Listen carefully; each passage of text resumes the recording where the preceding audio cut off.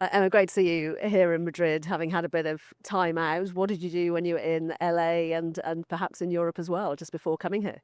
Yeah, I took a small break after Miami. It was a really positive week for me, and after that, I think because of the first bit of the season where I was so back to back, and yeah, it wasn't the best start to the season. I would say that it was just nice to kind of rest the body, and at the same time, I needed time to get used to a new surface because it is very different, and it's not a surface that I've spent a lot of time on. I've barely played a clay season last year, and I played indoor clay mostly, and then stopped after Madrid. So that was, yeah, needed for me, and I feel a little bit more comfortable on the clay. Still, it wasn't so much time, but yeah, a lot better. How did you find the training block? Who were you with, and were you working on specific areas of your game?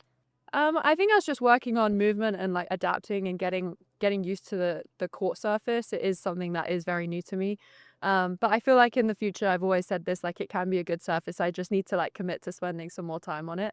And I did some great work with Mark out there. It was nice to kind of be on court and be around him, not just on the court. He's someone that I get on really well with, and yeah, we always have very thought-provoking, interesting, stimulating conversations. And also, I had a best friend out there who lives in LA now, and came out to see me another one. So it was a nice time. It was a perfect balance of work and also just like relaxing off the court. And you've got Mark Petchey with you again here in Madrid, haven't you? Is that a formal situation, or is it more about keeping that same vibe going that you had in Miami? We haven't made anything formal. It's pretty informal for now, but it's something that's going really well, and he's someone that I feel like I can trust because I've known him for so long, and before the US Open when I won it. So I think, yeah, for now it's working really well, and it's just nice to kind of be with someone that I feel familiar and feel comfortable with. We've talked quite a lot over the years about coaches and your bandwidth. How do you find preparing for matches sort of technically and tactically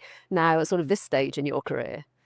Yeah, I think it's something that I'm still like learning. I mean, this stage, I'd say I'm still like relatively new. I haven't really played a full season, so I'm still figuring things out, like what works for me, what doesn't, what gets the best out of me. And I think for now, it's just like I'm not getting so technical, maybe as how I used to. And I think also now I've realized like less is more for me sometimes because I work really intense. I work really hard, and I can definitely be partial to overkilling it sometimes. So just kind of making sure when I'm on the court, I'm like just maxing out for X amount of time so I can focus. And then once I'm done, like just switching off better rather than being wired the whole day.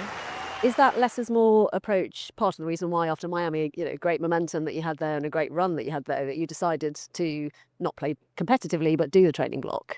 Yeah, I think it is. And it's something that I'm figuring out for myself. Like you hear a lot, people need matches, and I say the same thing. Like matches definitely help, but I think there's a time and a place. There are other times where you just need to reset and kind of get your bearings because the season is very long, and I know that, and I am trying to take it day to day, but at the same time, like I just knew at that point in the season I just needed some time off. Have you got any new hobbies then? You talk about being away from the court and trying to make sure you relax as much as possible. We know about the classical music and the piano playing and the painting. Anything else that's come in? Yeah, I think after LA, like I was hiking a lot there. It was so nice. Anything live, like I went to a Lakers game. That was incredible.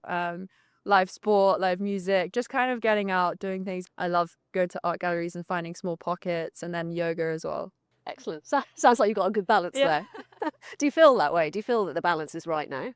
Well, I think now I'm just trying to have more balance overall in my life. Like I am, as I said, like so intense and so focused in it, and it can be too much sometimes where I just drain myself of energy. So having times where I, can get off site and do something that just switches me off and unplugs me, and it can be really silly, but it will help me to switch off and then sleep better, and then feel more rested, and it's just a bit of a butterfly effect in that way. We're all after that work-life balance. I might have to come to you for some tips on that. Thank you very much. Good luck. Thanks. Thank you.